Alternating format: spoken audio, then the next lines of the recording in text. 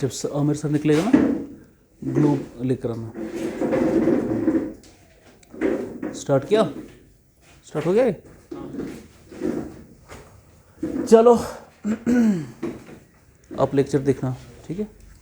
पुराना लास्ट क्या लिखा था आपने? Last exact last line launch basis, ठीक। Launch basis. तो कल मैंने आपको कहा कि लॉन्च बेसिस में हम देखते हैं कि किस जगह पर बनाए। तो 0 डिग्री आपका क्या बनता है? इक्वेटर। उसके ऊपर जाते हैं, इसको हम बोलते हैं ट्रॉपिक ऑफ कैंसर। नीचे जाएंगे tropic of Capricorn, Antarctic circle and south pole. Arctic circle and north pole. तो ये है आपका 23.5 degree north, 66.5 degree north, 23.5 degree south, 66.5 degree south, 90 degree और 90 डिग्री। अच्छा, कोई मुझे बता सकता है कि ट्रॉपिक ऑफ कैंसर जो हमने 23.5 डिग्री नॉर्थ पे रखा है, इसको हमने इस पर्टिकुलर जगह पर क्यों रखा है? 24 पे क्यों नहीं? 25 पे क्यों नहीं? Why this line? Why is it important? Very good. Sun है ना, यहां से सन की डायरेक्ट जो सनलाइट है परपेंडिकुलर, वो सिर्फ इस रीजन में पड़ती है, ठीक है? तो ये जो रीजन है इसको हम ट्रॉपिकल रीजन कहते हैं। ट्रॉपिकल रीजन में सन ओवरहेड होता है 90 डिग्री पे, तो 90 डिग्री पे वो डायरेक्टली आपकी सनलाइट पड़ती है, ठीक है? सन कभी भी इसके ऊपर डायरेक्ट सनलाइट नहीं डालता। सन मैक्सिमम जा सकता है इस जगह तक, मैक्सिमम। इसके बाद जब सन यहां पर पहुंचता है, फिर वो नीचे की तरफ आता है, फिर ऊपर की तरफ जाता है। ये सन का सीजन्स में चलता रहता है सिस्टम। जब कश्मीर यहां पर है ना, इक्वेटर हो गया, कश्मीर यहां पर है, ठीक? जब ये सन ऊपर की तरफ जा रहा होता है, ऊपर की तरफ जा रहा होता है, यानी जब वो कैंसर पे पहुंचेगा तब कश्मीर में समर होता है। क्या होता है? समर होता है। और जब वो सन नीचे की तरफ कैप्रिकॉर्न पे पहुंचता है, तब यहां पर क्या होता है? विंटर। लेकिन तब साउदर्न हेमिस्फीयर में क्या होता है? समर, ठीक है ना? ये तो पता है सीजन्स, मुझे ये नहीं पढ़ाना है। चलो, ये आपको पता है कि इस जगह तक वर्टिकल रेंज जाती है। तो इस जगह तक को क्यों लिया हमने 66 को? यहां तक तो इसलिए लिया क्योंकि वर्टिकल जा रही है। यस, क्योंकि यहां तक स्लांटिंग रेज पहुंचती है सन की, स्लांटिंग रेज। तो अर्थ की जो स्लांटिंग, सन की जो स्लांटिंग रेज है वो मैक्सिमम 66.5 डिग्री पे जाती है। ये मोमेंट सर बेहतर पढ़ाएंगे। मुझे बोलना ये है कि हमने कल देखा, जब भी हम जहाँ से हमें लॉन्च करना होता है, जिस जगह से आप लॉन्च बेस जब बनाएंगे आपकी, उस लॉन्च बेस पे क्या होता है? आपका लॉन्च व्हीकल। और लॉन्च व्हीकल में हम क्या डालते हैं? सैटेलाइट। और जो भी आप यहाँ पे डालेंगे, चाहे वो सैटेलाइट हो, चाहे वो इंसान हो, ह्यूमंस हो, चाहे वो कुछ भी, आपको कार डालनी है, गाड़ी डालनी है, जो भी आपको डालना है, जो यहाँ पर जाएगा रॉकेट के, इसको हम कहते हैं रॉकेट टर्मिनोलॉजी में पेलोड। क्या कहते हैं? पेलोड। तो रॉकेट को असल में ऊपर क्या उठाना होता है? पेलोड ऊपर उठाना होता है। पेलोड आपका सैटेलाइट हो सकती है, इंसान हो सकता है, कोई गाड़ी हो सकती है।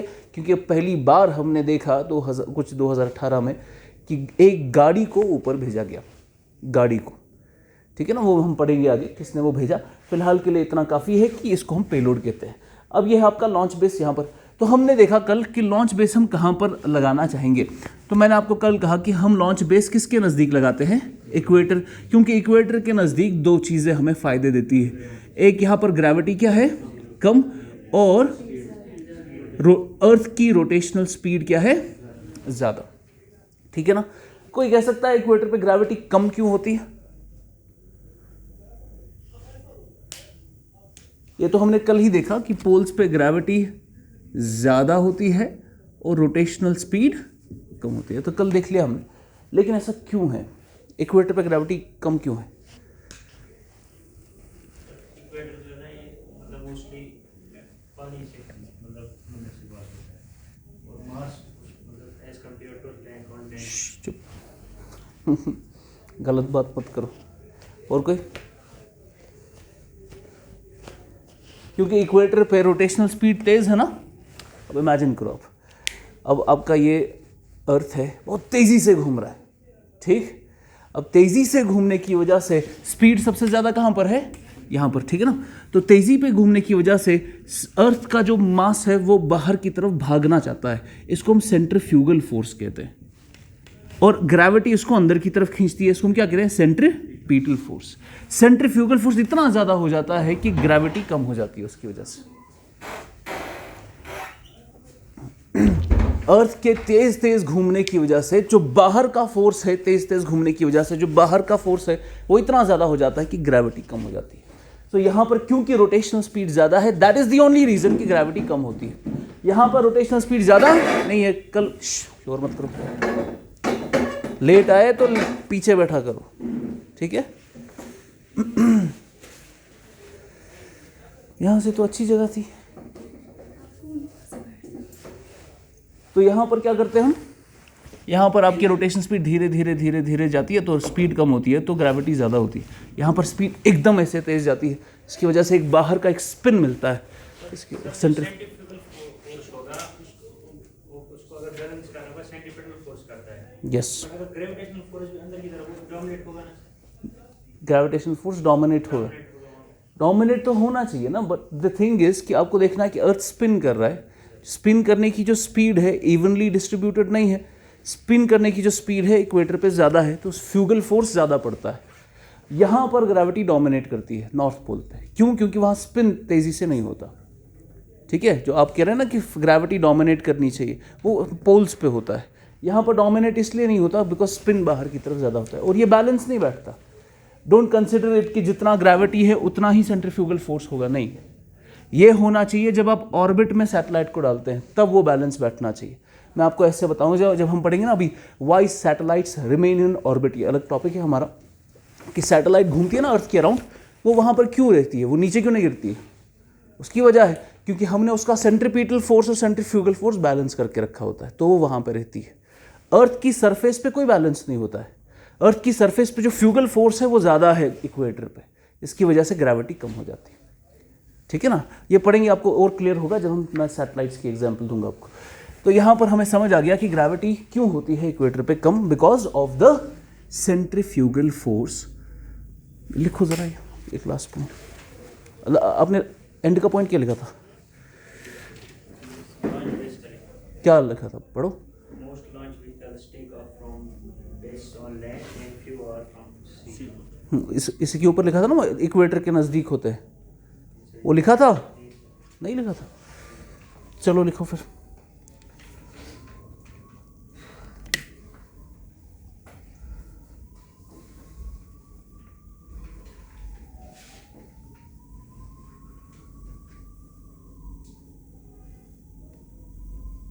कहाँ गया, हाँ। Many launches take place in an eastward direction.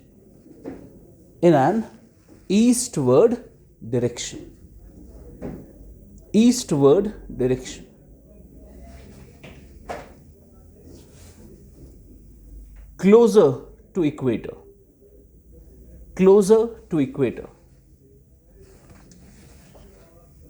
To take the advantage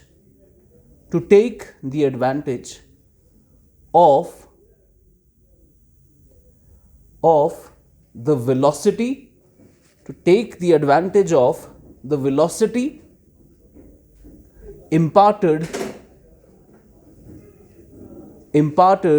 by the rotation of the earth.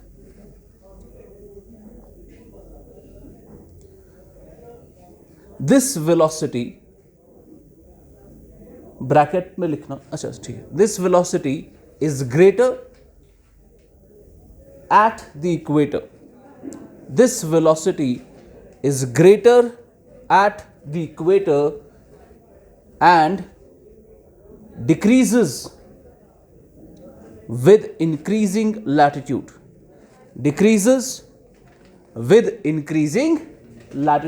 Speed ज़्यादा है ना इक्वेटर पे, जैसे जैसे लैटिट्यूड बढ़ाएंगे वैसे वैसे स्पीड कम हो जाएगी। This speed is greater at equator and decreases with increasing latitude.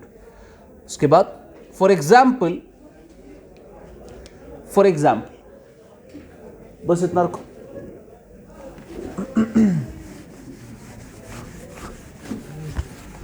अब हम कुछ एग्जाम्पल देखते हैं कुछ बेसिस की। For example number 1, for example पहला French Guiana. French Guiana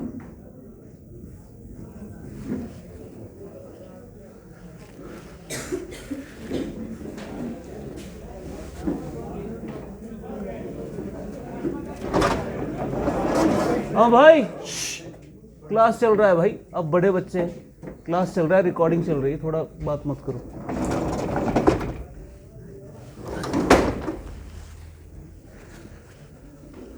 French Guiana,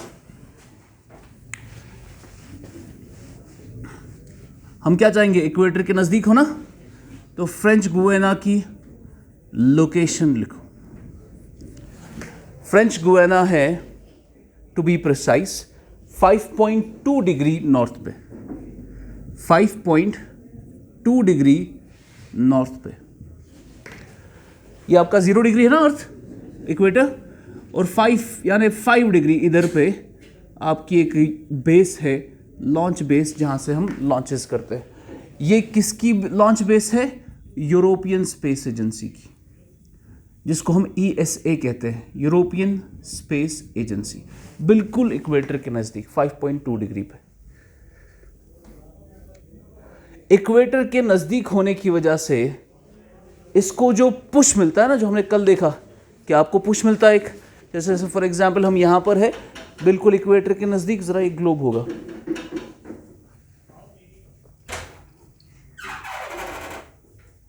sir globe चाहिए मुझे, अब जाओ साथ में, ठीक है। तो ये इक्वेटर है यहाँ पर, तो ये आपका 0 डिग्री, और यहाँ से आपका एंटी क्लॉकवाइज जा रहा है नॉर्दर्न हेमिस्फीयर से, यहाँ पर हमने लगा ली बेस, तो इसको जो एडिशनल वेलोसिटी मिलती है अर्थ की रोटेशन से, दैट इज बेनिफिट कितना है इसको यहाँ पर 463 मीटर पर सेकेंड, इतना फायदा मिलता है स्पीड में, 463 मीटर पर सेकेंड।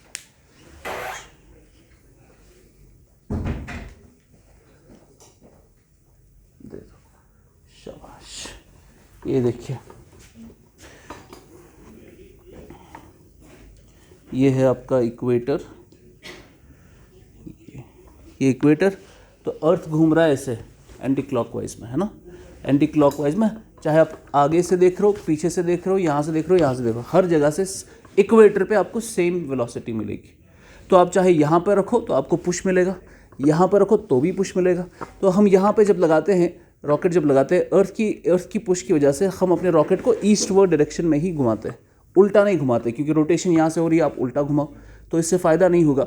रोटेशन जिस डायरेक्शन में हो रही है उसी डायरेक्शन में लॉन्च भी होता है। तो वही आपने पहली लाइन में लिखा, लॉन्चेस क्या जाते हैं ईस्टवर्ड डायरेक्शन में, तो ये वेस्ट टू ईस्ट घूम रहा है, तो इसी डायरेक्शन में आप लॉन्च भी करते हैं। अब पहला आपने लॉन्च लिखा French Guiana, French Guiana European space agency की है, बिल्कुल यहाँ पे 5.2 डिग्री पे। इसको जो फ़ायदा मिल रहा है अर्थ की रोटेशन से वो कितना है 463 मीटर पर सेकेंड, ये फ़ायदा है, बेनिफिट। सेकेंड एग्जाम्पल लिखिए, केप कैनावरल। ये क्या है, हम क्या पढ़ रहे हैं, लॉन्च बेस, शाबाश। केप कैनावरल नाम सुना है कभी, कहां पर है, फ्लोरिडा में, cap Canaveral Florida, cap Canaveral Florida. ये किसकी लॉन्च बेस है, नासा। नासा अपने मैक्सिमम लॉन्चेस केप कैनावरल से करता है। लोकेशन लिखते हैं इसकी,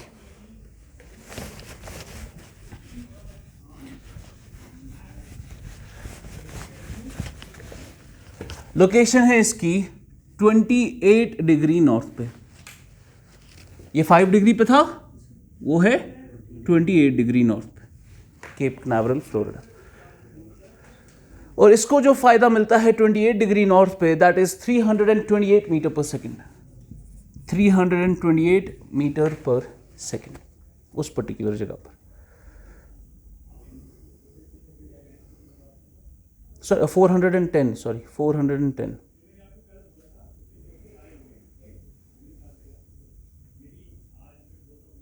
410, metre per second.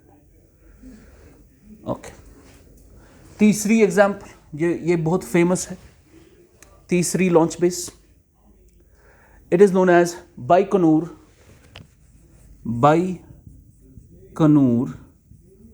Cosmodrome, Baikonur Cosmodrome. ये क्या है? लॉन्च बेस, और ये किसकी है?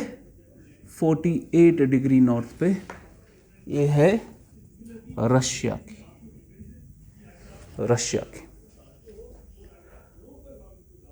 और ये उन्होंने बनाई है कजाकिस्तान में, launch base of Russia in Kazakhstan, Baikonur Cosmodrome. 46 degree से 48 डिग्री नॉर्थ तक है, 46, 48, और इसको जो स्पीड मिलती है that is 328 metre per second. This is the benefit it gets at 46 degree north.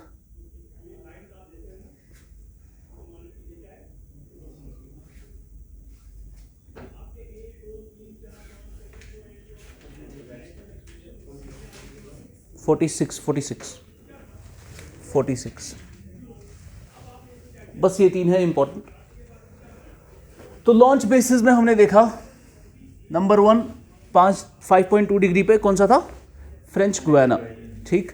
दूसरा Cape Canaveral Florida, and third Baikonur Cosmodrome, ठीक है। अब इसमें से कोई भी हमने नहीं देखा जो इक्वेटर से जा रही है, इक्वेटर पे कोई भी नहीं है। वाई? जैसे फॉर एग्जांपल मैं आपको दिखाता हूँ, ये आपका इक्वेटर है, ये जो लाइन है ये आपका इक्वेटर है। इक्वेटर पे आमतौर पर आपको कोई भी यूरोपियन कंट्री नहीं दिखेगी, आपको ये अफ्रीकन कंट्री दिख रही है, ठीक है ना। तो ये आपका यूरोप, ये आपका यूनाइटेड स्टेट्स है, मैक्सिको, और यूनाइटेड स्टेट्स की जो है यहाँ पर इनका आता है जो आपने लिखा केप कैनावरल, बिल्कुल यहाँ पर ईस्टर्न साइड से।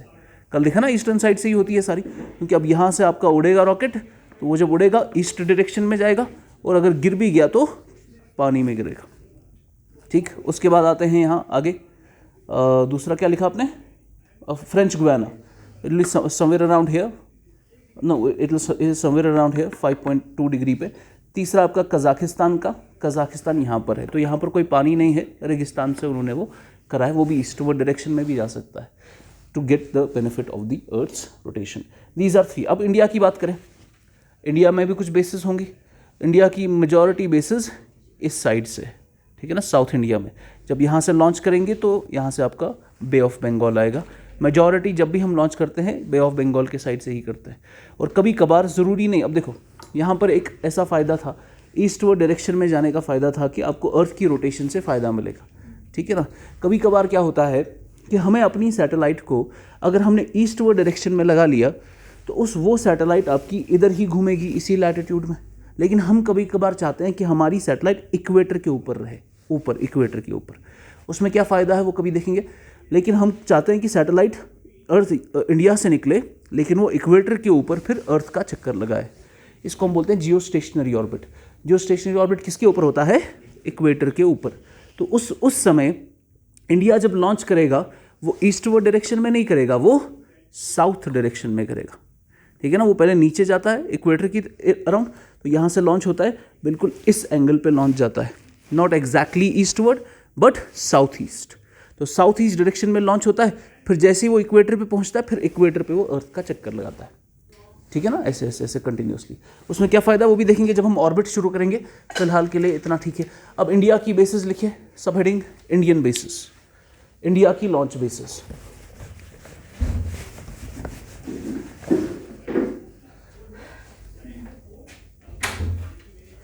नंबर वन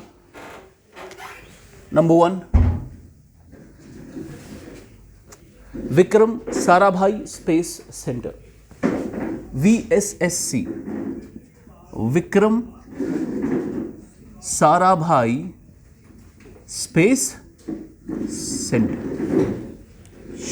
हाथ में उठाओ इसको, क्या कर, विक्रम साराभाई स्पेस सेंटर। इस विक्रम साराभाई स्पेस सेंटर का जो पुराना नाम था, it was known as टर्ल्स।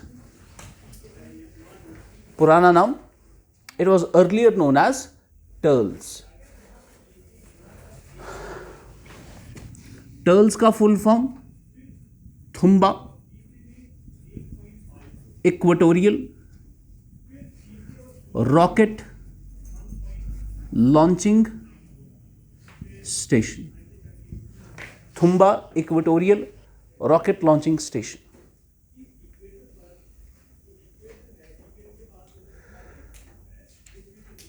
Start कब हुआ? 1962 में। 1962।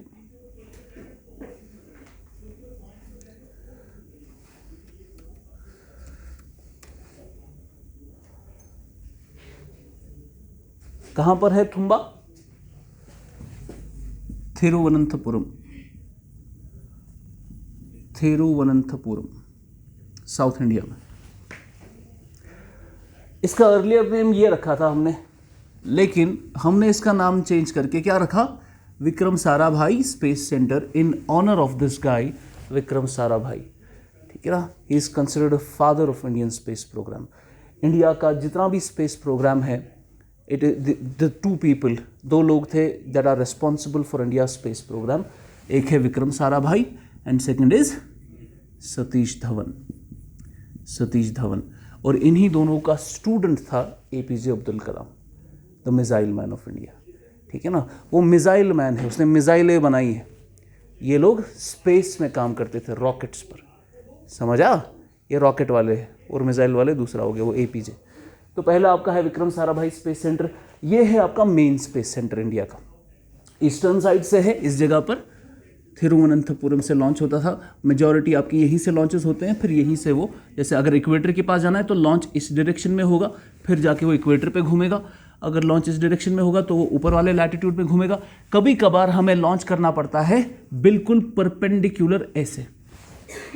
ये लॉन्च कैसा होता है? ये इस ऑर्बिट में जाता है, इसको हम पोलर ऑर्बिट कहते हैं। तो कभी कभार इंडिया को लॉन्च करना पड़ता है। ये इंडिया है यहाँ पर, तो सैटेलाइट निकली, वो सीधे ही नीचे जाती है, फिर पोल टू पोल घूमती है, पोल टू पोल ऐसे। इसको हम पोलर सैटेलाइट बोलते हैं, और इस ऑर्बिट को हम पोलर ऑर्बिट कहते हैं। ठीक है ना? कभी कभार सैटेलाइट ऐसे घूमती है, इसको हम ट्रांजिशनरी ऑर्बिट कहते हैं या इंक्लाइंड ऑर्बिट। कभी सैटेलाइट ऐसे घूमती है, तो इसमें अलग अलग आपके ऑर्बिट्स होते हैं। तो जैसी आपकी सैटेलाइट का काम होगा वैसा उसका ऑर्बिट होता है। ठीक है ना? तो पोलर ऑर्बिट का काम अलग होता है, इस ऑर्बिट का काम अलग होता है। तो ऑर्बिट में वो देखेंगे फिलहाल इतना। ठीक है? स्पेस सेंटर मेजॉरिटी जितने भी आपके लॉन्चेस होते हैं वो कहाँ से होते हैं? Vikram Sarabhai space centre.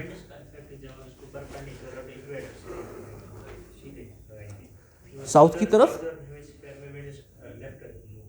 Coriolis force, देखिए कोरियोलिस फोर्स आपका उतना ज़्यादा, कोरियोलिस फोर्स पहले तो कोई फोर्स नहीं है जिसकी वजह से वो डिफ्लेक्शन होती है। वो क्या है असल में? वो अपीयरेंट डिफ्लेक्शन है। अर्थ की रोटेशन की वजह से आपको अपीयरेंटली लगता है कि इस तरीके से जाती है, डिफ्लेक्शन होती है। पर हमारे रॉकेट्स में इतनी इस फोर्स और इस स्पीड से वो रॉकेट्स भागते हैं कि उसकी वजह से डिफ्लेक्शन ऑलमोस्ट मिनिमम होती है। तो आपको वो काउंटर करने की ज़रूरत नहीं है, बिकॉज आप काफ़ी हाई स्पीड पे जाते हैं ना। सो आपका विंड सिस्टम की वजह से कोई दिक्कत नहीं आती है इसमें। चलिए आगे। तो ये हमने लिखा इंडिया का पहला विक्रम साराभाई स्पेस सेंटर। दूसरा लिखेंगे कब शुरू हुआ? ये 1962 में। दूसरा Satish Dhawan space centre. Satish Dhawan space centre. Satish Dhawan space centre. इस सतीश धवन स्पेस सेंटर को SDSC कहते हैं। इसका एक और नाम है शार। शार, ये चीज़ याद रखना पूरी। अभी जब तक क्वालिफाई नहीं होगा ना, तब तक ये चीज़ें पढ़ती रहनी है। अखबार पे कंटिन्यूसली आता है ये सब। शार क्या हो गया? श्री हरिकोटा, श्री हरिकोटा रेंज। शार, श्री हरिकोटा रेंज। ये भी क्या है? इंडिया का rocket launching centre, launch base, जहाँ से रॉकेट्स लॉन्च होते हैं। जो भी सैटेलाइट जाती है या विक्रम साराभाई से जाएगी या फिर सतीश धवन से जाएगी। श्रीहरिकोटा रेंज, ये कहाँ पर है? सतीश धवन स्पेस सेंटर श्रीहरिकोटा में ही है। और श्रीहरिकोटा कहाँ पर है? आंध्र प्रदेश में, ठीक है, इन आंध्र प्रदेश, एपी में है श्रीहरिकोटा रेंज। इसको एस्टैब्लिश कब किया हमने? 1969 में, 1969।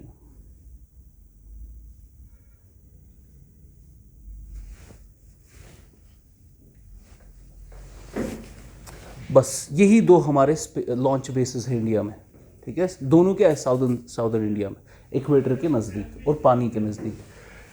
लेकिन इंडिया में एक और सेंटर है, लेकिन वो स्पेस के लिए लॉन्च बेस नहीं है, वो मिसाइल टेस्टिंग सेंटर है। तो आप तीसरा लिखेंगे। हालांकि ये लॉन्च बेस नहीं है for rockets, it is a launch base for missiles, missile testing के लिए। It is known as APJ island. APJ के नाम पर हमने एक आइलैंड डेडिकेट किया है, अब्दुल कलाम आइलैंड। एपीजे क्या हो गया? फुल फॉर्म क्या एपीजे का? हाँ, एपीजे क्या हो गया? अबुल पाकिर ज़ैनुल आबिदीन अब्दुल कलाम। चलो आगे। एपीजे का आइलैंड जो है, it was earlier known as Wheeler island. पहले हम इसको व्हीलर आइलैंड बोलते थे। रिसेंटली हमने इसको डेडिकेट किया, इसका नाम बदला है और अब क्या नाम है इसका? एपीजे आइलैंड या अब्दुल कलाम आइलैंड। और ये किसके लिए है? फॉर मिसाइल टेस्टिंग, मिसाइल्स की टेस्टिंग के लिए। मिसाइल टेस्टिंग क्या होता है? आपने मिसाइल बनाई ना, मिसाइल बनाई आपने, अब इस मिसाइल को क्या पता ये फुसकी बॉम्ब बना हो।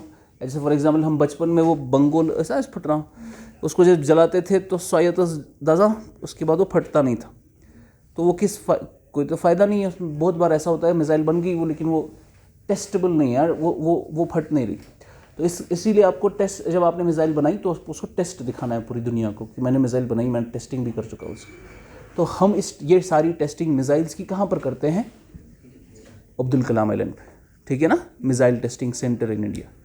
और इसमें, इस मिसाइल टेस्टिंग सेंटर में हमने 2 लॉन्च कॉम्प्लेक्सेस बनाए हैं। लॉन्च कॉम्प्लेक्सेस, लॉन्च कॉम्प्लेक्स 1, 2 इसमें लॉन्च कॉम्प्लेक्सेस है। लॉन्च कॉम्प्लेक्स 4 इसका एक का नाम है और दूसरे का नाम है लॉन्च कॉम्प्लेक्स 3 एंड 4। और इन लॉन्च कॉम्प्लेक्सेस को इस्तेमाल किया जाता है फॉर मिसाइल टेस्टिंग। और ये किसके अंडर आते हैं? Under DRDO, under DRDO।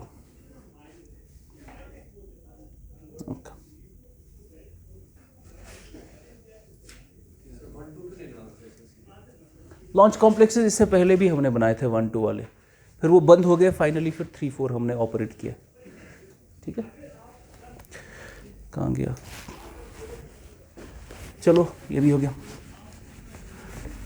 तो यहाँ पर हमारे लॉन्च बेसिस हैं। अब रॉकेट साइंस का लॉन्च बेसिस के बाद सेकेंड इंपॉर्टेंट टॉपिक है, दैट इज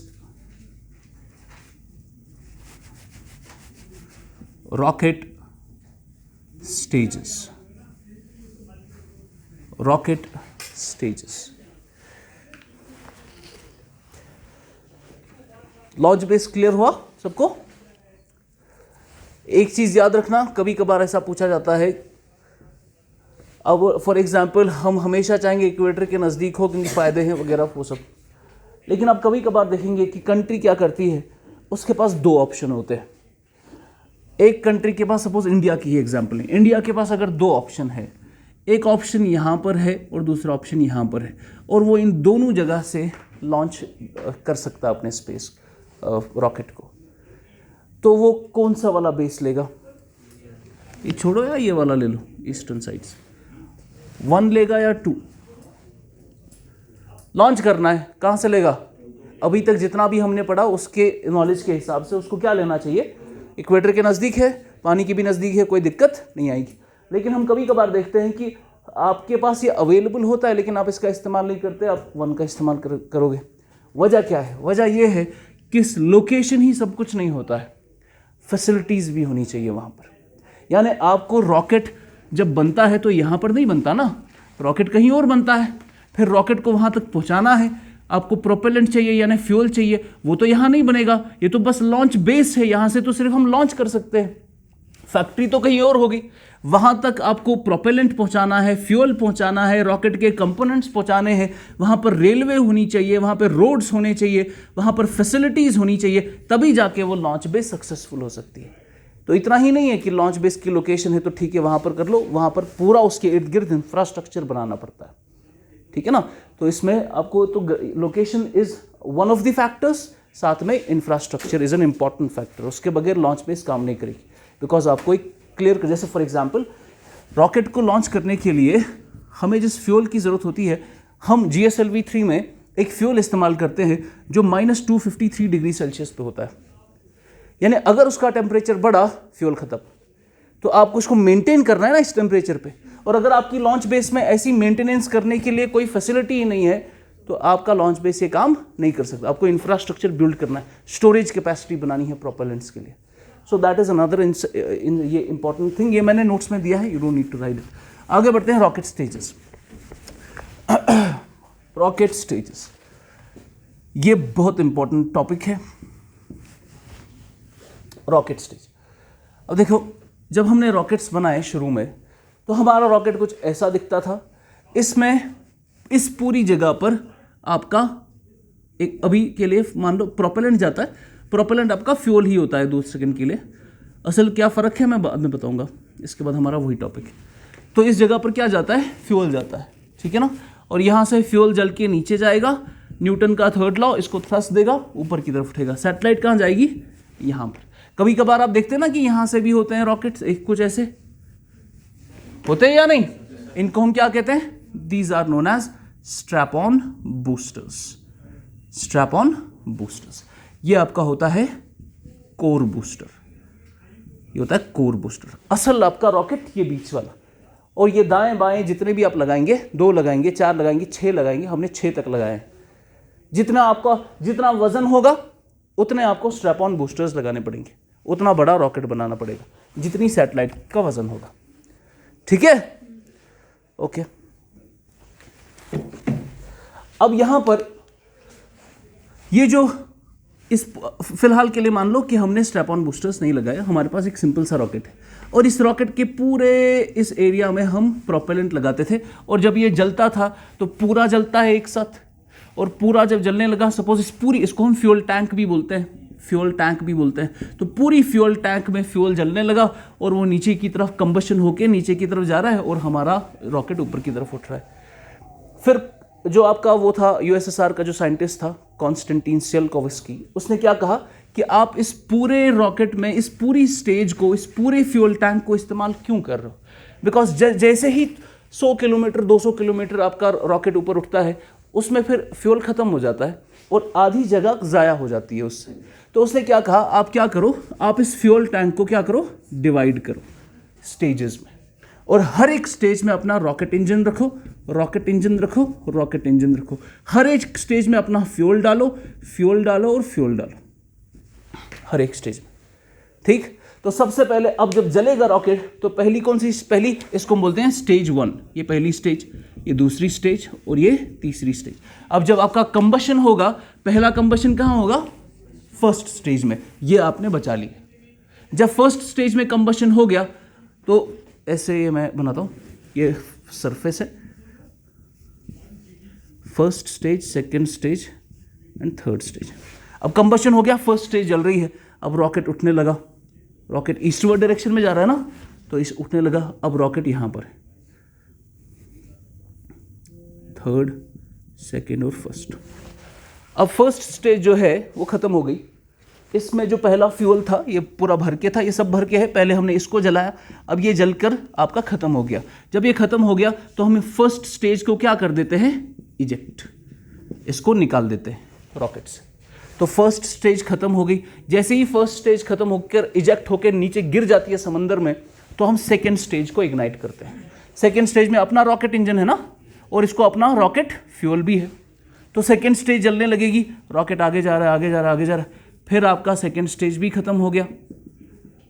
ठीक है, तो सेकेंड स्टेज को इजेक्ट करो, फाइनली आपको क्या बचा? Third stage. थर्ड स्टेज के आते आते आपका रॉकेट ऑर्बिट में पहुंच गया होता है। ठीक है, फिर जब ऊपर गया, अब उसको सपोज यहां पर पहुंचना है, तो यहां पर उसको थर्ड स्टेज पहुंचाती है। धीरे धीरे धीरे धीरे यहां पर आपका ये सैटेलाइट का यहां पर है ना, तो ये ऊपर वाले पैनल्स निकल जाते हैं, तो आपकी सैटेलाइट यहां से निकल जाती है, यहां पर रखी जाती है, और थर्ड स्टेज भी खत्म हो जाती है। तो ये स्टेज बाय स्टेज आपने डिवाइड किया इसको, और ये आइडिया आपको किसने दिया? कॉन्स्टेंटीन ने, यूएसएसआर का जो रॉकेट साइंटिस्ट था। समझ आ रहा है? इससे अब फायदा क्या हुआ? इससे फायदा ये हुआ कि जब पहली ये फ्यूल खत्म हुआ, आपने इसको इजेक्ट किया, तो आपके रॉकेट का वजन कम हो गया ना। फिर आपने सेकंड स्टेज को इजेक्ट करके वजन कम किया, फिर थर्ड स्टेज को इजेक्ट करते करते फाइनली आप उसको अच्छी जगह पर डाल सकते हैं।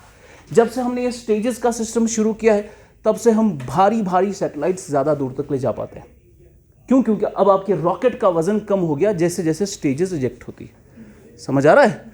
तो यही रॉकेट की 3 स्टेजेस। अच्छा मुझे बताओ, इन तीनों में से सबसे ज्यादा फ्यूल कौन सी स्टेज में होता होगा?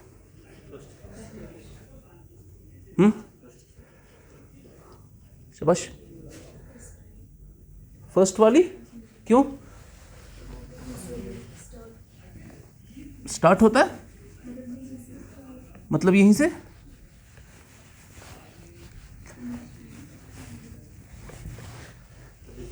मैं वो टीचर नहीं होगा, बचपन में होता था ना, जब ऑरल टेस्ट लेती थी मैम, उसको थोड़ा थोड़ा बोलते थे, एक्सपेक्ट करते थे कि वो वहीं से बोलेगी थोड़ा कुछ। ठीक है ना? तो सबसे बड़ी स्टेज आपकी फर्स्ट होती है, और उसके बाद सेकंड, और लास्ट पे थर्ड स्टेज सबसे छोटी होती है। ठीक है, और ज़रूरी नहीं कि 3 स्टेजेस हो। हमने बहुत सारे रॉकेट्स सिर्फ 2 स्टेजेस के बनाए हैं, और बहुत सारे रॉकेट्स 5 स्टेजेस के बनाए हैं। ठीक है ना? लेकिन मेजॉरिटी सबसे ज़्यादा एफिशिएंट आपका कौन सा रॉकेट होता है? 3 स्टेज वाला। तो जब हम शुरू करेंगे, इंडिया के पास कौन कौन से रॉकेट है? SLV जो रॉकेट हुआ करता था, उसमें पहले 2 स्टेजेस हुआ करती थी, फिर हमने धीरे धीरे उसको 5 स्टेजेस तक लिया। आज जो इंडिया का GSLV है, उसमें सिर्फ 3 स्टेजेस है। ठीक है, और पहली स्टेज सबसे बड़ी क्यों है? बिकॉज सबसे ज्यादा थ्रस्ट आपको पहली स्टेज में चाहिए होता है। अर्थ से उठना है ना, बिकॉज ग्रेविटी सबसे ज्यादा है। अब ये आपका अर्थ की सरफेस है, ग्रेविटी यहां पर ज्यादा होगी या यहां पर ज्यादा होगी? यहां पर ज्यादा होती है। जैसे जैसे ऊपर जाएंगे ऑल्टीट्यूड में, आसमान में, ग्रेविटी कम होती जाएगी। तो यहां पर आपको इतने भारी चीज को उठाना है ना, इसके लिए जो फर्स्ट स्टेज होती है वो सबसे बड़ी होती है, ताकि आपको ज्यादा थ्रस्ट मिले। ऊपर जाते वक्त जब आप स्पेस में पहुंच गए, वहां पर तो ग्रेविटी ही नहीं है, तो वहां पर आपको बस एक जगह पर रहना है। समझा? सो सबसे ज्यादा थ्रस्ट जहां पर जरूरत है आपको, वही स्टेज सबसे ज्यादा बड़ी होती है। और हमारे रॉकेट्स में फर्स्ट स्टेज सबसे बड़ी, then second and then third. समझा? Rocket stage. तीसरा टॉपिक, ये खुद से अगर लिखना है तो लिखो, ये मैंने नोट्स में दे दिया है।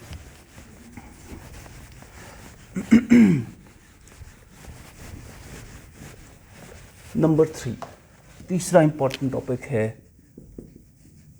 Rocket propellant. ये इंपॉर्टेंट है, रॉकेट प्रोपेलेंट।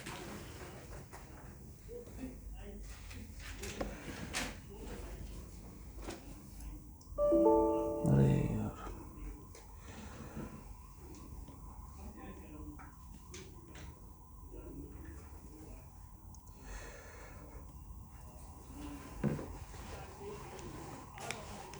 रॉकेट प्रोपेलेंट 3 तरीके के होते हैं।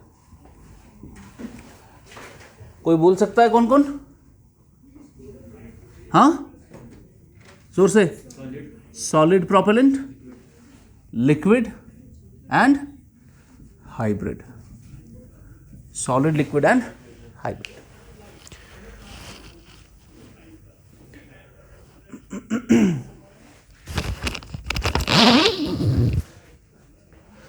तो ये देखने से पहले फर्स्ट आपको पता होनी चाहिए प्रोपेलेंट क्या होता है, रॉकेट प्रोपेलेंट। देखिए यहां पर सपोज इस कमरे में मेरे पास केरोसिन है ना, वो केरोसिन है यहां पर और मुझे इसको जलाना है। मैंने माचिस ली और माचिस में डाल दी, केरोसिन जलेगा? जलेगा? बिल्कुल जलेगा। मेरे पास गाड़ी है, गाड़ी में क्या डालते हैं हम? फॉर एग्जाम्पल पेट्रोल डाला तो क्या हम उसको माचिस से जलाते हैं? नहीं, उसमें कंबशन चेंबर होता है, वो खुद जलाता है उसको और यहाँ से धुआं निकलता है और फाइनली आपकी गाड़ी आगे जाती है। ठीक, यानी हम अपनी गाड़ियों में यहाँ पर अर्थ पर सिर्फ फ्यूल डालते हैं। क्या डालते हैं? सिर्फ फ्यूल, प्रोपेलेंट नहीं, हम फ्यूल डालते हैं। लेकिन फ्यूल को जलने के लिए जो इम्पोर्टेंट चीज़ है वो है ऑक्सीजन, है ना। ऑक्सीजन के बगैर फ्यूल नहीं जलेगा। अब हमें गाड़ी चलानी है तो गाड़ी चलाने के लिए हम फ्यूल तो डाल देते हैं, ऑक्सीजन वो कहाँ से लेता है? एटमॉस्फेयर से, है ना, हवा से ऑक्सीजन ले लेता है और इन दोनों को मिलाकर जला देता है। लेकिन जब हम रॉकेट बनाते हैं, इस रॉकेट को स्पेस में जाना है और स्पेस में कोई ऑक्सीजन नहीं है, तो हमें क्या करना पड़ता है? रॉकेट को एक तो फ्यूल भी देना है प्लस ऑक्सीजन भी देना है और इन दोनों के कॉम्बिनेशन को हम प्रोपेलेंट कहते हैं। समझा? So what is your propellant? Fuel plus oxidiser, fuel plus oxidiser, that is your propellant. ठीक है, तो आपको दोनों चाहिए, फ्यूल भी चाहिए और ऑक्सीडाइजर भी चाहिए। अब ये प्रोपेलेंट्स 3 किस्म के हैं। सबसे पहला सॉलिड प्रोपेलेंट। सॉलिड का मतलब जो आपने रॉकेट बनाया है, इसमें जो हम अब इमेजिन कर रहे हैं, हर एक रॉकेट में एक ही स्टेजेस हो रही है और इसमें जो जाएगा फ्यूल प्लस जो इसमें क्या जाएगा? ऑक्सीडाइजर। ये दोनों जो है कौन से फॉर्म में होंगे? सॉलिड फॉर्म में। That is your solid propellant. जैसे फॉर एग्जांपल गन पाउडर होता है, कुछ ड्राई केमिकल्स के जलने से ही फटता है ना बॉम्ब। माइन है या कोई बॉम्ब है, उसमें क्या होता है? अब जब कोई माइन लगाते हैं वो फट जाता है, वो क्या, उसमें क्या होता है? केमिकल्स ही होते हैं, ठीक है ना। तो ड्राई केमिकल्स होते हैं, तो उसमें हमने क्या किया होता है? हमने इस एरिया को भर दिया होता है फ्यूल से भी और ऑक्सीडाइजर से भी, इसका मिक्सचर होता है। तो डाल दिया, जला दिया एक बार, जलते जलते ये पूरा जल जाएगा सॉलिड प्रोपेलेंट का, ठीक है ना। तो इसमें सॉलिड प्रोपेलेंट में you have dry chemicals. Precisely आपको नाम जरूरत नहीं है क्या क्या सा कौन कौन सा केमिकल, इतना काफ़ी है। ऑक्सीडाइजर भी सॉलिड फॉर्म और ये भी, और उनका मिक्सचर होता है। अब इसके फायदे भी है, इसके नुकसान भी है। पहले इसके हम फायदे देखते हैं सॉलिड प्रोपेलेंट के। व्हाट आर द पॉजिटिव्स या प्रोज? प्रोज क्या है इसके? PROS। पहला प्रोज कि सॉलिड प्रोपेलेंट स्टेबल रहता है। क्या रहता है? स्टेबल रहता है, यानी ये ज्यादा रिएक्टिव नहीं है। ज्यादा रिएक्टिव नहीं है। रिएक्टिव का मतलब तेजी से जल गया, उतना रिएक्टिव ये नहीं होता है। जैसे फॉर एग्जाम्पल आपके पास एक साइड से कोई ड्राई केमिकल है, गन पाउडर है, दूसरे साइड से केरोसिन है, पेट्रोल है। ज़्यादा तेज़ी से कौन जलेगा? रिएक्टिव कौन है ज़्यादा? पेट्रोल, ठीक है ना। लिक्विड प्रोपेलेंट ज़्यादा रिएक्टिव होता है कंपेयर टू सॉलिड प्रोपेलेंट। तो सॉलिड प्रोपेलेंट स्टेबल है, why? Because it is less reactive. जब ये ज़्यादा रिएक्टिव नहीं है, ज़्यादा रिएक्शन नहीं करता, तेज़ी से नहीं जलता, उसकी वजह से it is easy to transport. It is easy to transport, क्योंकि हमने बहुत बार ऐसा देखा है कि रॉकेट जब असेंबल हो रहा था और जब हम उसमें फ्यूल डालने लगते हैं, उस वक्त बहुत एक्सीडेंट्स होते हैं, क्योंकि अगर फ्यूल में रिएक्शन हो गई, फ्यूल जल जाएगा, लोगों की भी उसमें डेथ होती है। इसीलिए हम ये काफ़ी सेफ टू यूज़ होता है। It is safe. जो ट्रांसपोर्टेशन में रॉकेट फ्यूल को एक जगह से दूसरी जगह ले जाते हैं, उनके लिए सेफ रहता है, ठीक है। अब इसके नुकसान, कॉन्स क्या है इसके? इसका एक और फायदा, ये सस्ता भी है। ये कॉन्स क्या है इसके?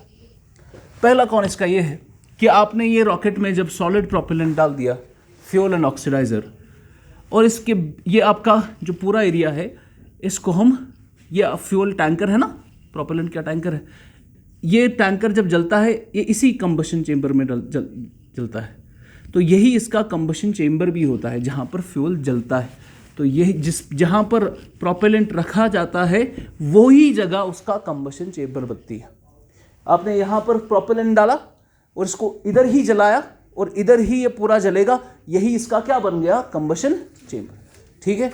अब पहला कौन इसमें क्या है? पहला कौन इसमें ये है कि इस पूरे प्रोपेलेंट को जब एक बार सेंटर से जलाया जाता है फिर ये रुकता नहीं है, आप इसको रोक नहीं सकते। जल गया तो पूरा जल के ही रहेगा, बंद नहीं हो सकता। तो अगर वंस ये शुरू हो जाता है, once the combustion starts, once the combustion starts, it cannot be stopped. It cannot be stopped. एक बार जल गया फिर रोकना इसको मुश्किल है। ठीक है। अब ये मैंने कौन क्यों रखा है इसमें? कौन इसलिए रखा, फॉर एग्जाम्पल अर्थ की सरफेस ये है ऑर्बिट, इस जगह पर, इस पॉइंट पर मुझे अपनी सैटेलाइट को पहुंचाना है। ये है ये मेरा रॉकेट, यहाँ पर मेरे सैटेलाइट, इस सैटेलाइट को मुझे इस जगह पर पॉइंट ए पर पहुंचाना है।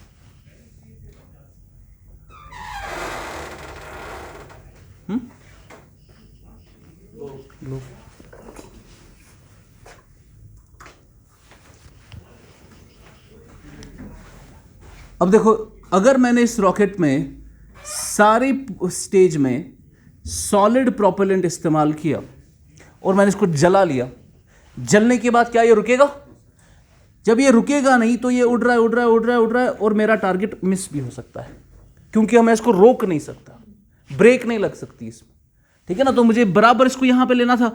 अब यहाँ पर जब पहुँचा रॉकेट तो इसमें थोड़ा सॉलिड प्रोपेलेंट अभी भी था, लेकिन वो जल रहा है, मेरा रॉकेट सीधा निकल जाएगा, तो ये अपने टारगेट को मिस कर सकता है। इसीलिए सॉलिड प्रोपेलेंट में हमें फ्यूल भी है, उसको भी कैलकुलेट करना पड़ता है कि उधर तक जाने के लिए कितना फ्यूल रखना पड़ेगा, एग्जैक्टली उतना ही रखना पड़ता है।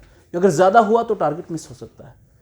तो सॉलिड प्रोपेलेंट वाले जो भी रॉकेट्स होते हैं उसको कंट्रोल करना क्या हो जाता है? मुश्किल। क्यों? क्योंकि once it starts then it is hard to stop. पहला तो ये है इसमें प्रॉब्लम। दूसरी प्रॉब्लम समझ आ रहा है? दूसरी प्रॉब्लम है कि इसका स्पेसिफिक इंपल्स कम होता है। इसका स्पेसिफिक इंपल्स कम होता है।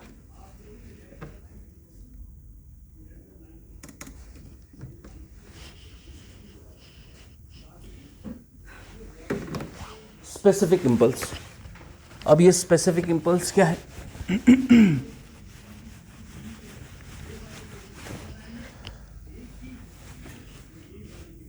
ये रॉकेट गया, इसमें पूरे में क्या जाएगा? Solid propellant. अब ये जलने लगा। अब जब ये जल रहा है तो ये क्या प्रोड्यूस कर रहा है? थ्रस्ट, है ना? थ्रस्ट प्रोड्यूस कर रहा है। इसी थ्रस्ट को हम कैलकुलेट करते हैं किसकी वजह से? स्पेसिफिक इंपल्स की वजह से। यानी आपका 1 किलो का फ्यूल या प्रोपेलेंट, 1 किलो का प्रोपेलेंट 1 सेकेंड में कितना थ्रस्ट प्रोड्यूस कर सकता है?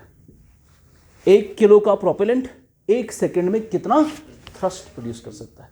सॉलिड प्रोपेलेंट में ज्यादा थ्रस्ट प्रोड्यूस करने की ताकत नहीं होती compare to liquid propellant. Liquid propellant और भी तेजी से थ्रस्ट प्रोड्यूस कर सकता है, ज्यादा फोर्स दे सकता है। तो अगर आपके पास दो चीजें हैं, एक तरफ से आपके पास 1 किलो का क्या है? सॉलिड प्रोपेलेंट, और 1 किलो का लिक्विड प्रोपेलेंट, दोनों को आपने जलाया, ज्यादा थ्रस्ट कौन देगा? Liquid propellant. सॉलिड में ज्यादा थ्रस्ट, व्हाई? बिकॉज इसका स्पेसिफिक इंपल्स कम होता है। तो स्पेसिफिक इंपल्स यही है, the amount of thrust 1 kg of fuel can produce in 1 second. Amount of thrust 1 kg of fuel can produce in 1 second.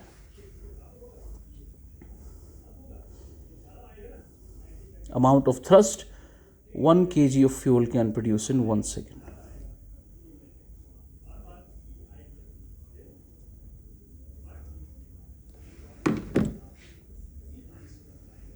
लिखा? दूसरा लिखेंगे लिक्विड प्रोपेलेंट।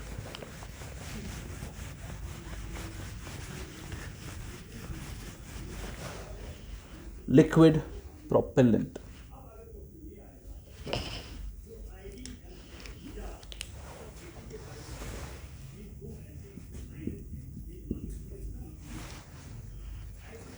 लिक्विड प्रोपेलेंट दो तरीके के होते हैं।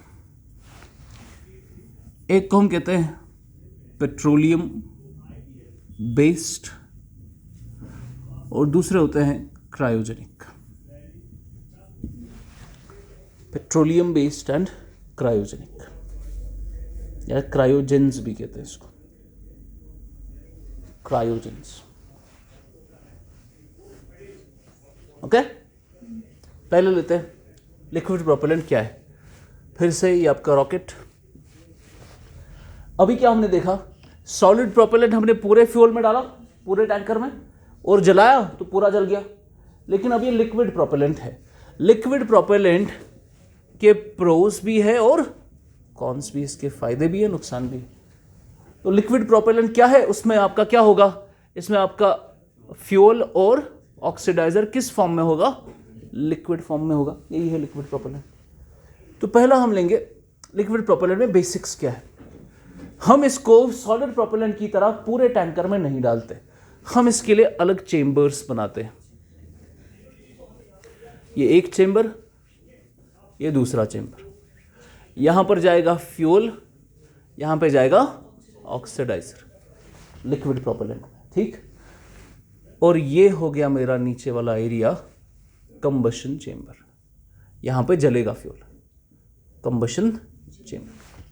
तो हम क्या करते हैं, फ्यूल से एक छोटी सी पाइप्स लगा लेते हैं और यहां से ऑक्सीडाइजर से भी छोटी सी पाइप लगा लेते हैं। किस फॉर्म में है, लिक्विड फॉर्म में है। पाइप से गुजरेगा आराम से, बिल्कुल गुजरेगा। तो यहां से हमने फ्यूल निकाला, ठीक, तो उसको पहुंचाया यहां से ऑक्सीडाइजर, और यहां पर आपका कंबशन होगा। कंबशन चेंबर में होता है। ऐसा सॉलिड प्रोपेलेंट पे नहीं था। सॉलिड प्रोपेलेंट में जिस जगह फ्यूल था उसी जगह कंबशन चेंबर था। यहाँ पर फ्यूल अलग जगह और कंबशन चेंबर अलग जगह। अब यहाँ पर इसका प्रो क्या है, फायदा क्या है? फायदा ये है कि हम इसका कंबशन कंट्रोल कर सकते हैं। कैसे? पाइप्स को बंद कर दो, पाइप बंद हो जाएगी तो फ्यूल और ऑक्सीडाइजर की सप्लाई बंद, तो कंबशन नहीं होगा। It can be controlled. इसमें आपके पास कंट्रोल करने का फायदा है, ठीक है ना, समझ आ रहा है? दूसरा फायदा क्या है, ये ज्यादा थ्रस्ट देगा, है ना, इसका स्पेसिफिक इंपल्स ज्यादा होता है compare to what, solid propellant.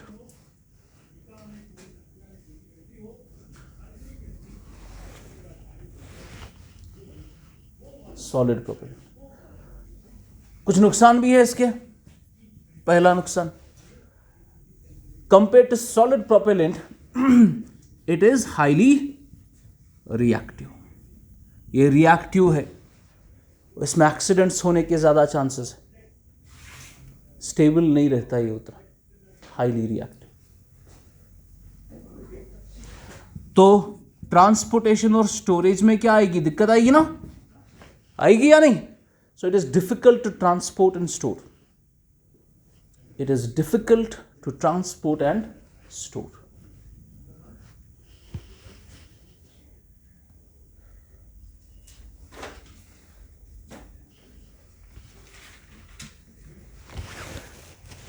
अब इसके अंदर दो टाइप्स हैं, पेट्रोलियम बेस्ड और cryogenic. Petroleum based liquid propellant कैसा है? Petroleum based liquid propellant simply आपका ऐसा लिक्विड प्रोपेलेंट है जिसमें हम हाईली रिफाइंड केरोसिन इस्तेमाल करते हैं एज फ्यूल, ठीक है ना, हाईली रिफाइंड केरोसिन, बहुत अच्छा। दूसरा है आपका क्रायोजेनिक प्रोपेलेंट। क्रायोजेनिक प्रोपेलेंट क्या है? ये भी आपका कौन से फॉर्म में होगा? लिक्विड फॉर्म में। लेकिन क्रायोजेनिक, इनको हम क्रायोजेंस भी कहते हैं। क्रायोजेंस क्या हो गया, जो माइनस टेम्परेचर पे होता है, जो क्या होता है, नेगेटिव माइनस टेम्परेचर पे। जैसे फॉर एग्जांपल मुनज़्ज़ा बताएगी, हाइड्रोजन नेचर में आपको किस फॉर्म में मिलता है, solid, liquid, gas, gaseous form में। ऑक्सीजन आपको किस फॉर्म में मिलता है, गैसियस फॉर्म में, है ना। लेकिन जब हम हाइड्रोजन को नेगेटिव माइनस टेम्परेचर पे ले जाएंगे और माइनस पे लेते लेते लेते लेते लेते उसको हमने -253 डिग्री सेल्सियस तक ले लिया, हाइड्रोजन, ये गैसियस हाइड्रोजन आपका लिक्विफाइड हाइड्रोजन बन जाता है। ठीक है, तो हमने क्रायोजेंस में हाइड्रोजन गैस ही इस्तेमाल किया होता है, लेकिन किस टेम्परेचर पे, -253 पे, जिस पर वो क्या बन जाता है, लिक्विड हाइड्रोजन। तो इस क्रायोजेनिक प्रोपेलेंट का फ्यूल कौन सा है, liquid hydrogen, LH2, liquid hydrogen at -253 degree Celsius. Kerosene, kerosene इस्तेमाल करते हैं ना घर पे, उसी का रिफाइंड फॉर्म। तो इसका फ्यूल कौन सा है, लिक्विड हाइड्रोजन। और जलने के लिए ऑक्सीडाइजर भी चाहिए ना, तो ऑक्सीडाइजर हम कौन इस्तेमाल करेंगे, सीधा ऑक्सीजन। लेकिन ऑक्सीजन किस फॉर्म में होता है नेचर में, गैसियस फॉर्म में। इसको भी क्या करना है, लिक्विफाई करना है। तो इसको नीचे नीचे लाते लाते लाते -186 डिग्री सेल्सियस पर आपका ऑक्सीजन लिक्विफाई हो जाता है। इसको हम LOX कहते हैं, लिक्विफाइड ऑक्सीजन। 183 लिखना, सॉरी, 183 डिग्री सेल्सियस। तो अगर आपको बोलेगा क्रायोजेनिक प्रोपेलेंट में क्या इस्तेमाल होता है, इसका फ्यूल कौन सा है, liquid hydrogen at -253 degree Celsius and liquid oxygen acts as a oxidiser at -183 degree Celsius. Clear है सर, वेरी गुड। अच्छा, क्रायोजेनिक प्रोपेलेंट याद रखना, सारे प्रोपेलेंट्स में जितने भी अभी तक हमने पढ़े, सारे प्रोपेलेंट्स में क्रायोजेनिक प्रोपेलेंट सबसे ज्यादा रिएक्टिव होता है। तो रिएक्टिव सबसे ज्यादा सॉलिड, केरोसिन और क्रायोजेनिक में कौन सा है, क्रायोजेनिक सबसे ज्यादा रिएक्टिव होता है, सबसे ज्यादा एक्सपेंसिव होता है, सबसे ज्यादा डिफिकल्ट टू स्टोर है, डिफिकल्ट टू ट्रांसपोर्ट है, सबसे ज्यादा स्पेसिफिक इंपल्स इसी का है, सबसे ज्यादा। यानी अगर आपके पास 1 किलो सॉलिड प्रोपेलेंट होगा और 1 किलो क्रायोजेनिक प्रोपेलेंट होगा, सबसे ज्यादा थ्रस्ट कौन देगा, क्रायोजेनिक सबसे ज्यादा थ्रस्ट देता है। समझा। और इसको भी हम बिल्कुल कंट्रोल कर सकते हैं। कैसे, लिक्विड हाइड्रोजन यहां पे डालो, लिक्विड ऑक्सीजन यहां पे डालो, -183 पे इसको रखो, -253 पे इसको रखो, और इसको पाइप्स के जरिए कंबशन चेंबर में लाओ, जलाओ और खत्म बात। समझ आ रहा है। This is your liquid propellant. कोई क्वेश्चन है तो पूछो, आगे बढ़ेंगे फिर। ये याद रखना, हर एक प्रोपेलेंट का अलग अलग इंजन होता है। जैसे फॉर एग्जांपल मेरे पास जो गाड़ी का इंजन है, उसमें हम पेट्रोल पे चलाते हैं उसको, या डीजल गाड़ी में डीजल जलता है। अब डीजल गाड़ी में पेट्रोल डालो, चलेगा वो। अब पेट्रोल वाली गाड़ी में फॉर एग्जांपल कोई गन पाउडर डालो, वो भी तो जल सकता है, लेकिन गाड़ी चलेगी उससे। इंजन अलग अलग होता है रॉकेट्स का। सॉलिड प्रोपेलेंट का इंजन अलग, लिक्विड का अलग, और क्रायोजेनिक का अलग। और क्रायोजेनिक इंजन बनाना हर एक कंट्री की बस की बात नहीं है। हर एक कंट्री सॉलिड इंजन बना सकती है, केरोसिन बेस्ड लिक्विड इंजन बना सकती है, लेकिन क्रायोजेनिक इंजन सबसे ज्यादा डिफिकल्ट है। बहुत ही सोफिस्टिकेटेड टेक्नोलॉजी चाहिए इसके लिए, ठीक है। और इंडिया के पास परसों तक वो टेक्नोलॉजी नहीं थी, ठीक है। अब इंडिया अपना क्रायोजेनिक इंजन बना सकता है। तो क्रायोजेनिक इंजन जिस रॉकेट में जलेगा, उस रॉकेट को क्या बोलेंगे, क्रायोजेनिक रॉकेट। क्यों? क्योंकि इसमें कौन सा इंजन है, CE, cryogenic engine. Cryogenic engine कौन सा इंजन है जो क्या जलाता है, क्रायोजेनिक प्रोपेलेंट। समझ आ रहा है। और ये इंजन जैसे फॉर एग्जांपल सबसे ज्यादा थ्रस्ट किस में होगा, क्रायोजेनिक प्रोपेलेंट में। अभी कहा मैंने, ये सबसे ज्यादा थ्रस्ट क्रिएट कर सकता है, यानी सबसे ज्यादा फोर्स क्रिएट कर सकता है। और जब आपके पास ऐसा फ्यूल है और ऐसा इंजन है जो आपको बहुत थ्रस्ट देगा, तो क्या आप बड़ी सैटेलाइट्स लगा सकते हो आसमान तक, बिल्कुल। तो तो जब इंडिया ने क्रायोजेनिक इंजन इंडिया में लाया, भारत में लाया, तब इंडिया के पास कैपेसिटी आई कि वो 4000 किलो की सैटेलाइट को ऑर्बिट तक ले जा सके। उससे पहले हमारे पास ये कैपेसिटी नहीं थी, क्योंकि बड़ी भारी भारी सैटेलाइट्स को ऊपर तक ले जाने के लिए हमें क्रायोजेनिक स्टेज चाहिए होती है, क्रायोजेनिक इंजन चाहिए होता है, और हमारे पास वो कैपेसिटी। तो इंडिया ने क्या किया, इंडिया ने एक रॉकेट बनाया by the name of GSLV। GSLV rocket में 3 स्टेजेस है, पहली स्टेज, दूसरी स्टेज और तीसरी स्टेज। तीसरी स्टेज में अब इसमें सॉलिड भी चलता है, लिक्विड भी चलता है, क्रायोजेनिक भी चलता है, तीनों उसमें फ्यूल चलते हैं अलग अलग स्टेजेस में। तो GSLV जब इंडिया ने बनाया, ये क्रायोजेनिक रॉकेट था, और इसको कौन सा इंजन चाहिए, क्रायोजेनिक इंजन। क्या जलाने के लिए, क्रायोजेनिक प्रोपेलेंट। और इंडिया के पास वो टेक्नोलॉजी नहीं थी कि वो क्रायोजेनिक इंजन बना सके। तो इंडिया ने क्या किया, रशिया से क्रायोजेनिक इंजन मंगवाया, और रशिया का क्रायोजेनिक इंजन डाला अपने रॉकेट में, फ्यूल अपना था, जला लिया और बना दिया। ये था आपका GSLV Mark 1, जिसमें रशिया का क्रायोजेनिक इंजन इस्तेमाल हुआ है। उसके बाद इंडिया ने GSLV Mark 2 बनाया। Mark 2 GSLV ही था, लेकिन Mark 2 उसको इसलिए नाम पड़ा बिकॉज उसमें इंडिया का अपना क्रायोजेनिक इंजन इंडिजिनसली बिल्ड किया था। उसका नाम था क्रायोजेनिक इंजन 7.5। फिर इंडिया ने सबसे बड़ा क्रायोजेनिक इंजन बनाया, क्रायोजेनिक इंजन 2020, वो हमारे GSLV Mark 3 में है। और GSLV Mark 3 इंडिया का सबसे स्ट्रॉन्गेस्ट रॉकेट है। वाई? बिकॉज इसमें इंडिया का सबसे बड़ा क्रायोजेनिक इंजन लगता है। समझा? ये सब पढ़ना है, ये धीरे धीरे पढ़ेंगे। इजेक्ट कैसे करते हैं? कंप्यूटराइज्ड होता है, यहीं से इजेक्ट करते हैं। हाँ, अच्छा, ये 1 स्टेज रॉकेट है ना, ये 1 स्टेज रॉकेट है, यानी हर स्टेज में अपना अपना कंबशन चेंबर, ऐसे है, समझ? तो इसको इजेक्ट करेंगे, फिर इसका अलग कंबशन चेंबर होगा। ये 1 स्टेज की एग्जांपल थी।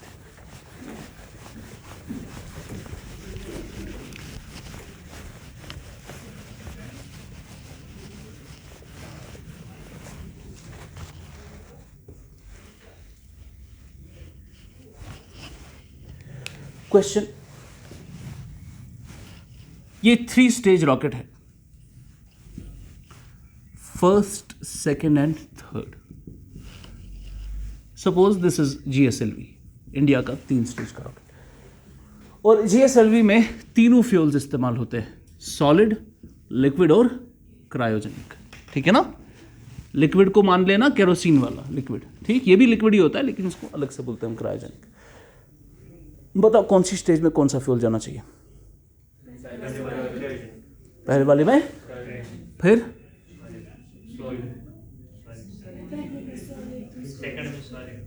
सेकंड में सॉलिड, तीसरे में लिक्विड। और कोई? बुरहान, ये लग रहा है इसका तो कोई मतलब ही नहीं है, बीच में सॉलिड क्यों डाला? लास्ट में अगर सॉलिड डालते तो वो रुकेगा नहीं। अच्छा, पहले, हाँ ठीक बोल रहे हो, ठीक बोल, घबराओ मत, शाबाश। पहले क्रायोजेनिक, क्योंकि उसको थ्रस्ट ज़्यादा कौन देगा? तो पहले कौन सा जाना चाहिए?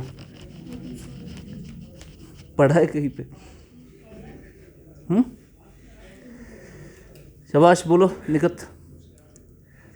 निसा, हाँ, रजमदल, बोलो अब्बास। सोच के बताओ ना, कुछ ट्राई करो, गलत करोगे ना फिर याद रहेगा। पहले में बताओ, पहले क्रायोजेनिक, ये डन। दूसरे में लिक्विड, और तीसरे में सॉलिड। सॉलिड सेंटर में जाएगा। हाँ, ऐसे जाता है, सॉलिड, लिक्विड और क्रायोजेनिक। ये ऑर्डर है।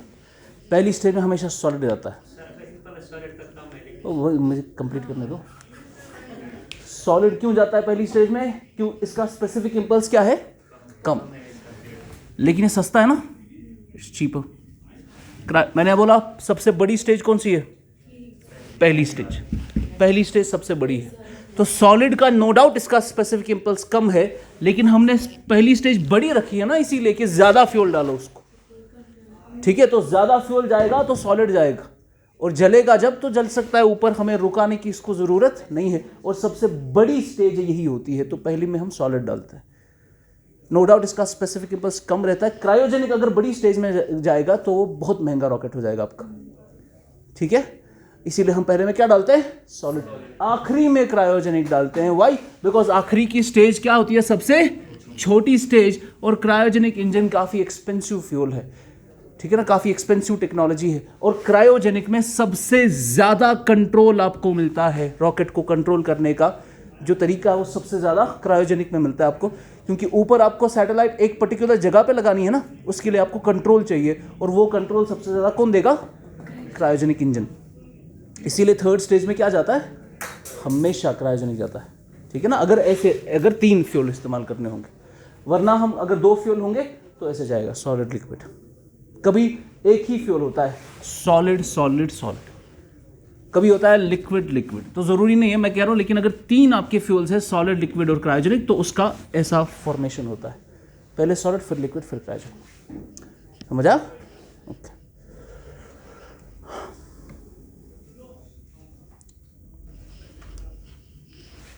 इसके बाद हाइब्रिड प्रोपेलेंट।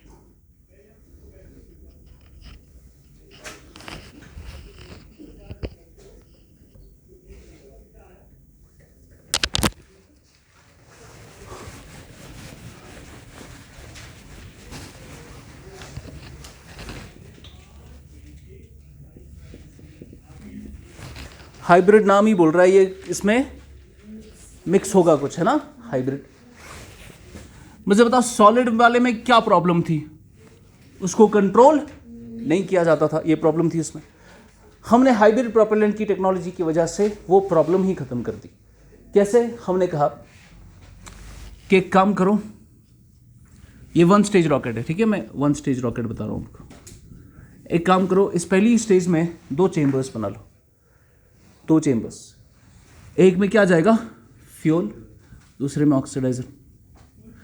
और फ्यूल को सॉलिड रखो, ऑक्सीडाइजर को लिक्विड रखो। यहां से आपका लिक्विड ऑक्सीडाइजर जाएगा इधर, और इसी को कंबशन चेंबर रख लो, इसी में जला लो, ठीक है। अब यहां पर क्या हो गया, हमने हाइब्रिड फ्यूल इस्तेमाल किया, सॉलिड भी और लिक्विड भी। तो यहां सॉलिड इस्तेमाल करते हैं आमतौर पर फ्यूल, जरूरी नहीं है कि सॉलिड फ्यूल हो, फ्यूल आपका लिक्विड भी हो सकता है, ऑक्सीडाइजर सॉलिड हो सकता है, तो दोनों कर सकते हो, उल्टा भी कर सकते हैं। तो हमने फ्यूल को सॉलिड रखा और ऑक्सीडाइजर को लिक्विड रखा, और ऑक्सीडाइजर से अपने पाइप्स के जरिए यहाँ पर ऑक्सीडाइजर जब भेजा, इसको इग्नाइट किया तो ये जलने लगेगा। अब अगर आपको इसको कंट्रोल करना है तो पाइप ब्लॉक कर लो, बंद कर लो, तो ये कंट्रोल हो जाएगा। आया समझ?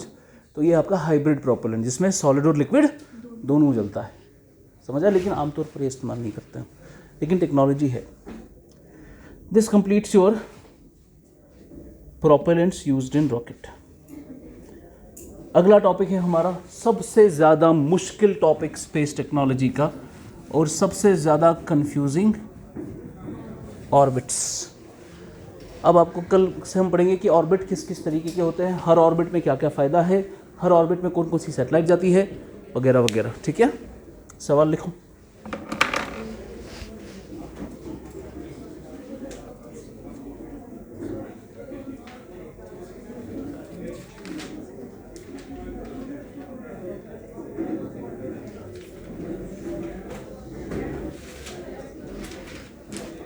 सवाल लिखिए।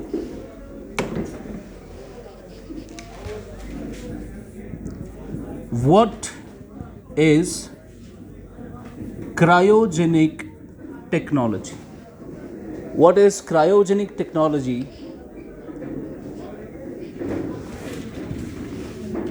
Why is it important for India? Why is it important for India? And how has India acquired this technology?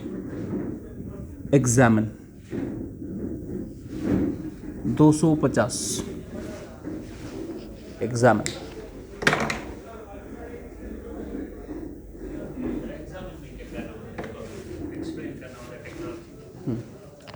Technology को नहीं, एग्जामिन यानी इन द सेंस आपको इसमें पॉजिटिव भी डाल सकते हो, नेगेटिव भी डाल सकते हो, लेकिन ये वैसा कुछ नहीं। पहले टेक्नोलॉजी को एक्सप्लेन किया, फिर सेकंड, ये इसके दो पार्ट्स हैं, इसके दो पार्ट्स हैं। पहला पार्ट ये है, दूसरा पार्ट ये दोनों, ठीक है। ये कैसे पता चला? एक क्वेश्चन मार्क यहाँ पे और दूसरा क्वेश्चन मार्क यहाँ पे, वरना अगर हिसाबन पूछो इसमें 3 पार्ट्स है असल में। पहला ये, फिर है why is it important for India, ये दूसरा हो जाता। तीसरा how has India acquired it, लेकिन आपको 2 लेने हैं, क्वेश्चन मार्क से पता चल गया हमें 2 पार्ट से। तो अगर 250 वर्ड है तो 50 वर्ड तो रख लो इंट्रो वगैरह में, 100 वर्ड इसके जाने चाहिए, 100 वर्ड इसके जाने चाहिए। तो इसको एग्जामिन करना है कि इंडिया के लिए कैसे इंपॉर्टेंट है, इससे क्या पोटेंशियल बेनिफिट्स हैं इंडिया को, और इंडिया उसको कमर्शियलाइज कैसे कर सकता है, फिर इंडिया ने उसको कैसे एक्वायर किया। USSR वगैरह से वो देख लेना, और what is cryogenic technology. Majid बंद करो।